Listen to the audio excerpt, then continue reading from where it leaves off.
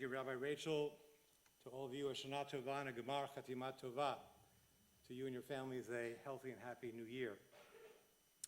This is the first time we're doing these two concurrent services, and we pretty much had the timing down pat, so I was surprised when, several people, like a whole contingent, a posse, came out of the tent saying, Rabbi Rachel needs you now.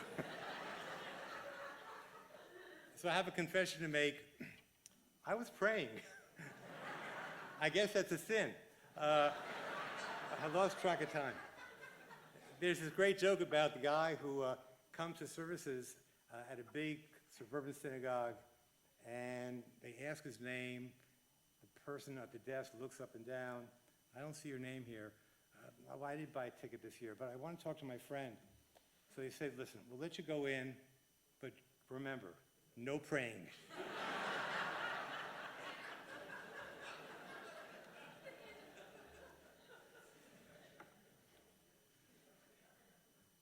I never take for granted the privilege that I've had for many, many years, the privilege of addressing this holy community on Kol Nidrei night. And just a few weeks after Rabbi Scott arrived, he called me and asked me if I would do the same this year, and I was so happy to say yes. But before I launch into my sermon, I want to say a few words about a historic moment that we're all going through right now. We're going through a moment of communal transition as we open up a new chapter under the leadership of Rabbi Scott Perlow. A year ago on Kol Nidrei night, I gave voice to the anxiety that many of us were feeling about who would be our next rabbi. And would we find someone good, someone appropriate? And I said that night that just as Rabbi Fred was different than me, and Rabbi Rachel was different than Rabbi Fred, whoever we found would for sure be different than all three of us, and we'd be fine. Transitions are hard, maybe most especially in a spiritual community that, if you haven't noticed, certainly oftentimes likes things the way they've always been. And there is a new sheriff in town.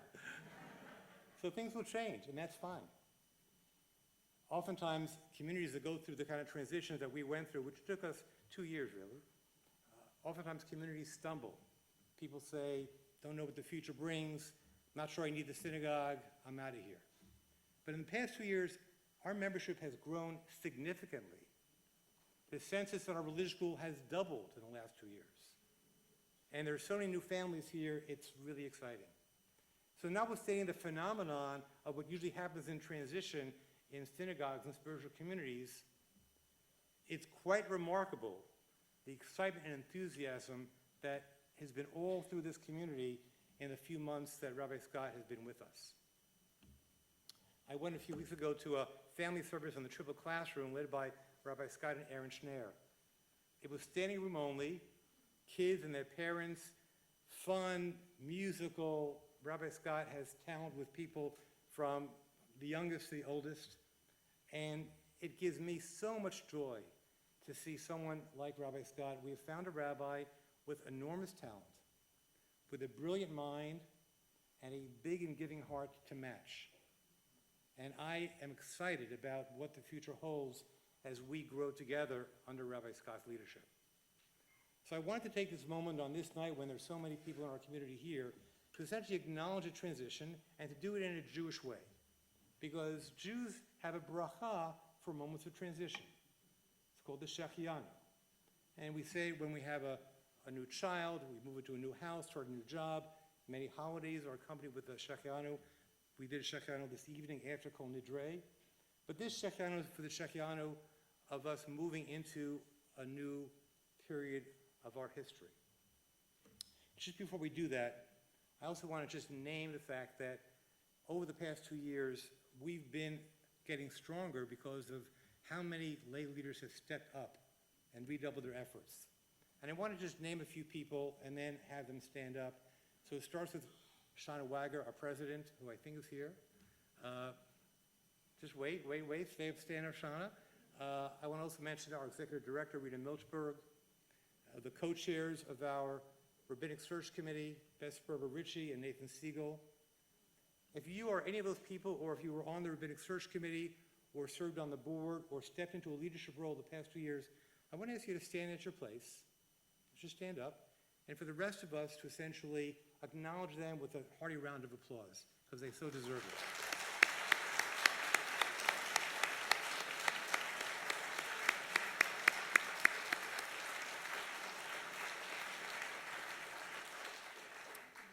From day one at Dat Shalom's, part of our secret sauce is that we've been powered by our members. And hopefully everyone here will be inspired also to step forward and bring forth your gifts, because that is what makes us so unique.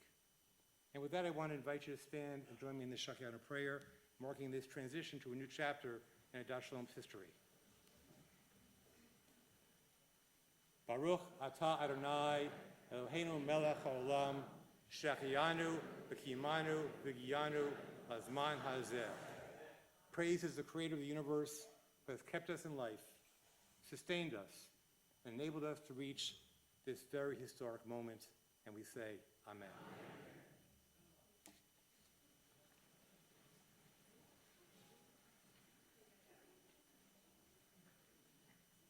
Listening for angels. Lately, I've been thinking a lot about angels. Now, that may sound surprising coming from a Reconstructionist rabbi. After all, I've said many times from this very bima that I do not believe in a supernatural God, a God who can suspend the laws of nature, who is all-knowing, all-powerful, and ever-present. It took me some time to claim a God belief that did not depend on a literalist depiction from the Bible.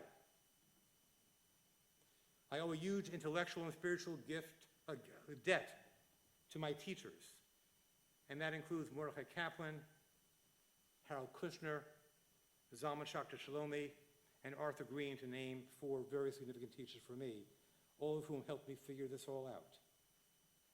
Now, compared with figuring out what God means, angels are a lot simpler to understand. Angels do not get starring roles in the Bible. They are at best supporting actors in the Torah. But when they appear, it is always for a reason. The Hebrew word malach comes from the Hebrew word lech, to walk. So a malach, an angel, is a messenger sent by God for a prescribed purpose. The etymology from the Greek is similar, because the Greek word angelos means messenger. The first appearance of an angel in the Torah is in Genesis chapter 16. Upon discovering that she could not have children, Sarah gives one of her maidservants, Hagar, to Abraham, her husband, as a concubine. But once Hagar is pregnant, Sarah is crazed by jealousy. Abraham does not defend Hagar and allows Sarah to treat her harshly. Hagar runs away into the desert, where she is unlikely to survive. In a parallel version of this story in chapter 21, Hagar has already given birth, and when she runs out of water, she places her son under a bush to die. It is then that an angel appears to her, shows her a well, and predicts that her son will become the father of a great nation. The angel then urges Hagar to return to Abraham's house. 3 powerful lessons are delivered with this one angelic mercy mission.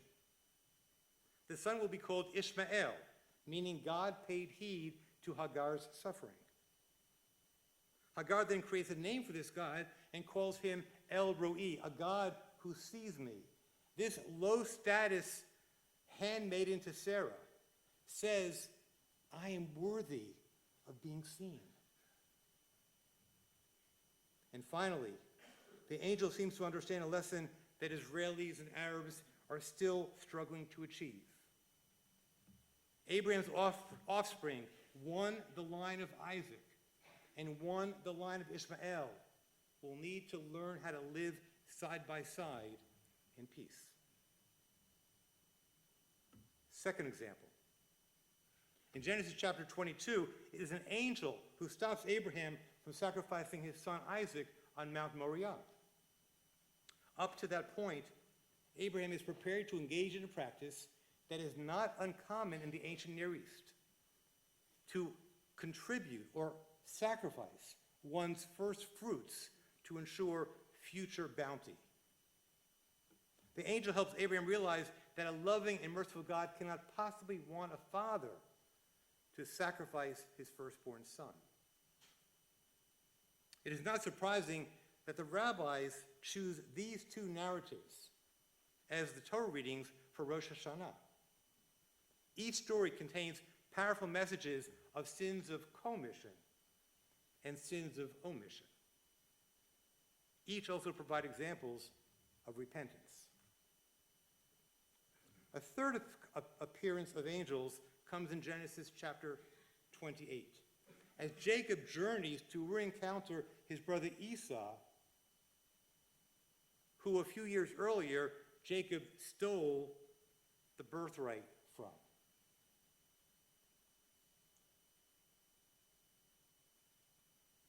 In a dream, on his journey to that fateful encounter, Jacob dreams of a ladder going from the earth to the heavens, and he sees angels ascending and descending from heaven to earth and back. The angels in the dream never speak, but the rabbis have a field day trying to interpret the meaning of the dream. One commentary suggests that Jacob comes to understand that the path to holy and ethical living happens not in one fell swoop, but rung by rung by rung.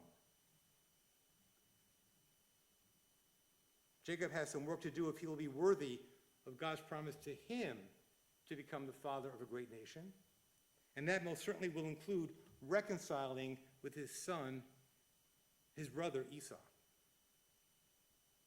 What do these stories mean for us?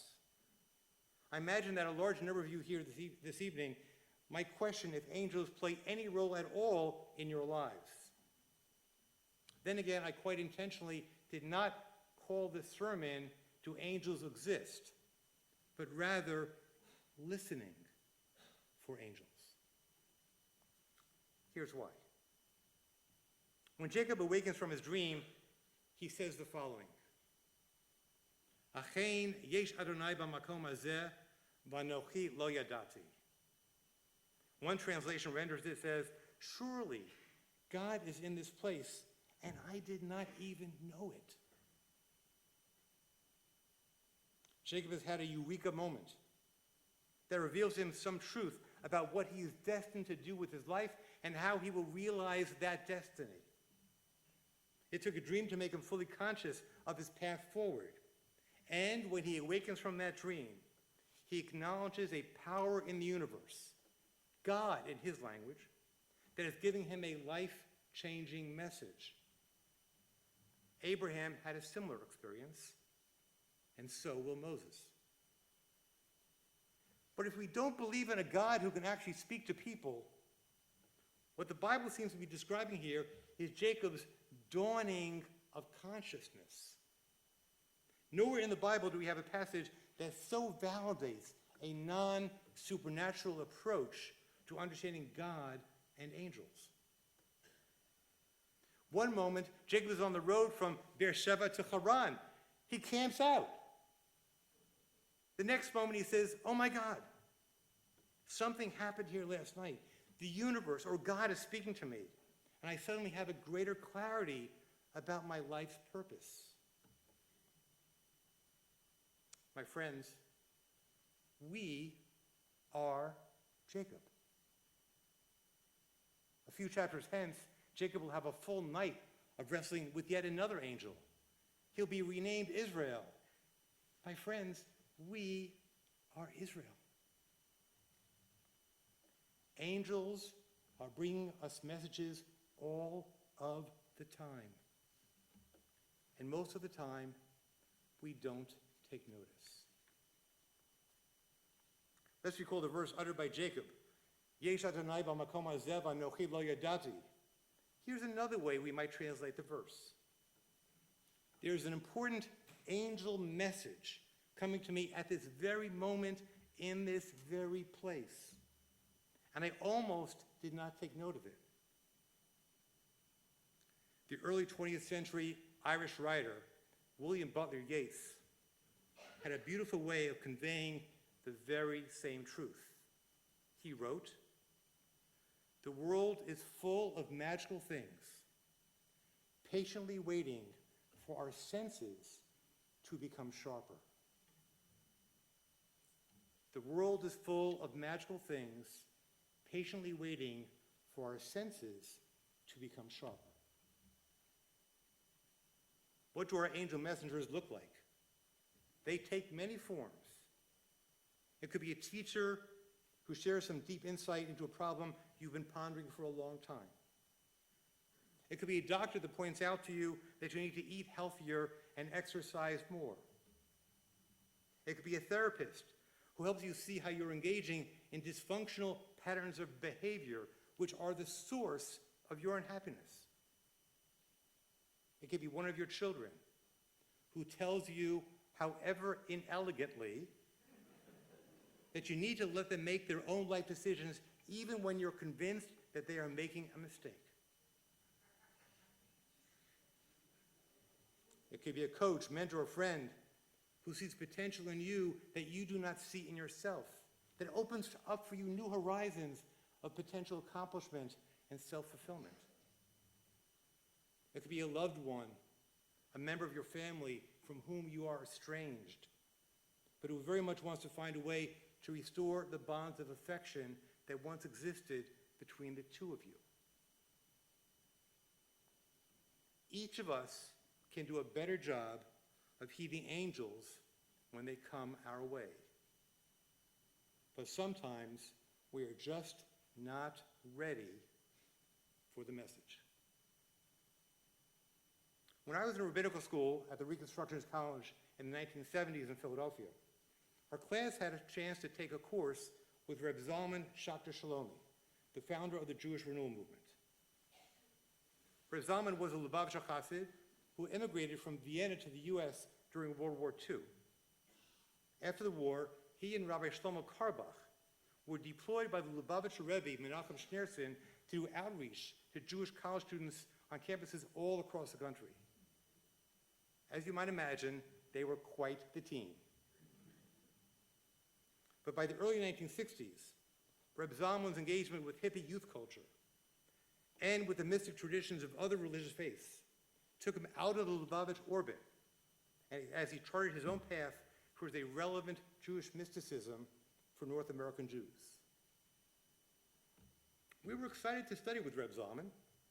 He was a much sought-after Jewish teacher, and he was definitely an original. His ability to integrate Orthodox European Jewish practice and New Age metaphors was unmatched. Reb Zalman moved to Philadelphia to take a faculty position at Temple University, and at the same time founded a small group called Pnei Or, which would be the seed of the Jewish Renewal Movement. The RRC recruited Reb Zalman to teach one course to rabbinical students, and my class hit the jackpot. We got him. And yet, when I reflected on what I learned in that semester class with Reb Zalman, I was embarrassed to admit to myself that it was very, very little. It was my fault. Reb Zalman's Torah did not match up with my personal, spiritual, and intellectual frameworks, and I lacked the maturity to leave my assumptions behind and open myself up to new and novel perspectives. So I lost out on an important opportunity to learn from a world-class spiritual master. Fast forward 35 years. I was invited to keynote the annual Ohala conference that convenes Jewish renewal rabbis from around the world in Boulder, Colorado every year. Reb Zalman at that time held the World Wisdom Chair at the Naropa Institute, which is in Boulder. The annual gathering of Jewish renewal rabbis takes place in Boulder because Reb Zalman continued to be the movement's Rebbe. My assignment at that 2014 conference was somewhat daunting. I was asked to speak about Jewish renewal after Reb Zalman, even though Reb Zalman was still very much alive. He actually would pass away 6 months later, which is why I was asked to give the talk. But for my talk, Reb Zalman sat front and center, right in front of the lectern. And as Rabbi Zalman did at all special occasions, he knew theater better than anything. He dressed up in full Hasidic garb, fur hat strommel, long black coat caputa, straight in front of me. It was damn intimidating.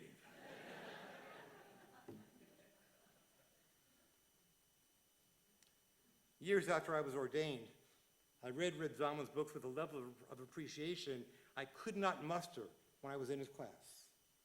I know that it changed in my prayer life and it revolutionized the way I led services.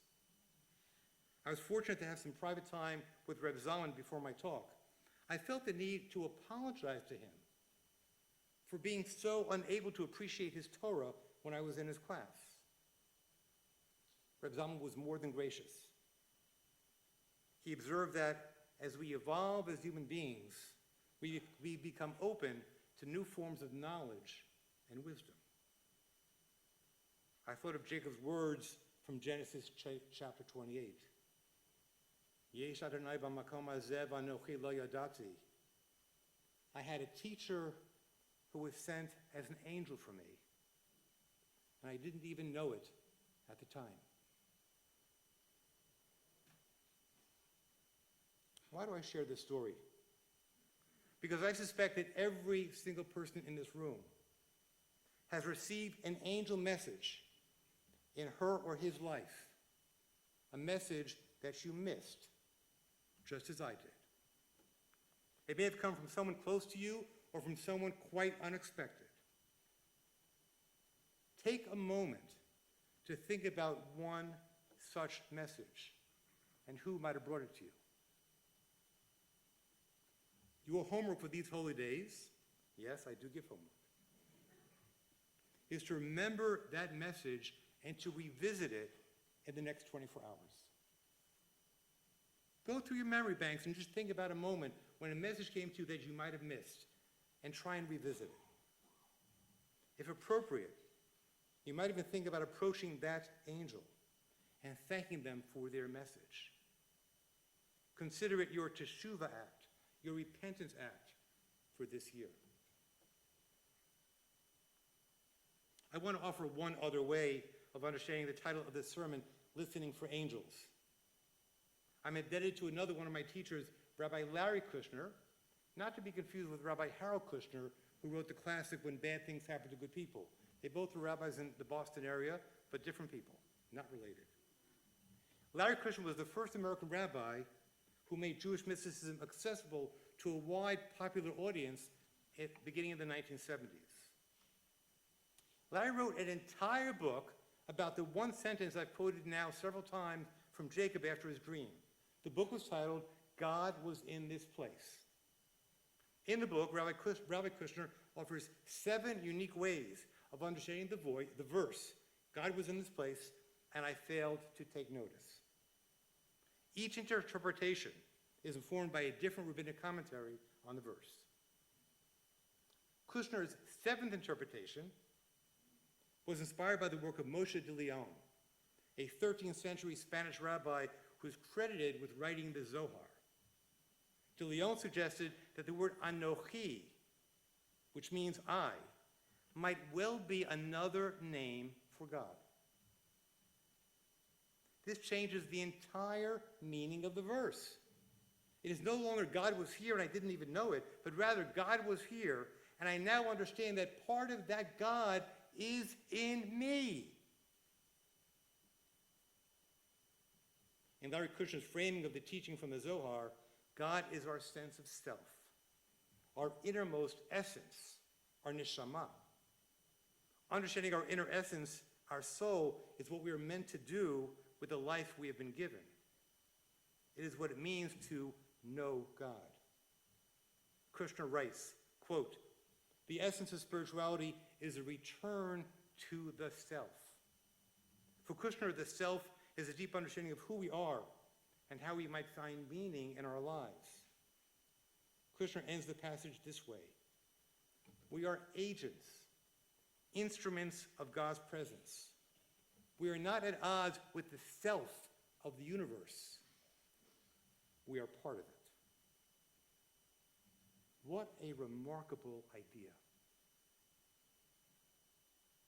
Kushner is suggesting that we ourselves are angels, capable of bringing aspirational messages to the world and to ourselves. There's a Hasidic story that tells of a poor Jewish peasant in the Polish countryside who has a dream that there's a great treasure buried under the bridge leading into the city of Lublin. He wakes up one morning from the dream, he tells his wife about the dream, and he says, I need to go and find that treasure, we're so poor. His wife says, Chaim, we're poor. Go tend to the chickens. That's how we make a living here. So Chaim goes just finally back to the chickens, does his work, but the dream recurs night after night after night. Finally, he hocks his wife so much she relents. She says, you need to go to Lublin, fine. Take some provisions, and Chaim goes off the only way he can, on foot, a 3-day journey to the city of Lublin. He gets to the very edge of the bridge, and he hides in the bushes because he sees that it's being watched over by an armed guard. He realizes the guard, when he's off duty, another guard will come. So he decides to come out of the bushes. He offers some of the sweets that his wife gave him for the journey to kind of sugar him up. And he tells him his dream. He says, listen, I've had a dream that there's a great treasure buried here. Just let me dig up the earth around here. If I find the treasure, we'll split it 50-50. The guard says, foolish man. You can't just, first of all, I can't let you do that. It's against the rules. Number two, why are you wasting your time pursuing dreams? Everyone has dreams, but you got a job to do. I've had a dream for years about a great treasure buried under the stove in a hut of a Jewish peasant who lives in the Polish countryside. Do you think I can leave my job and go try and find that damn stove?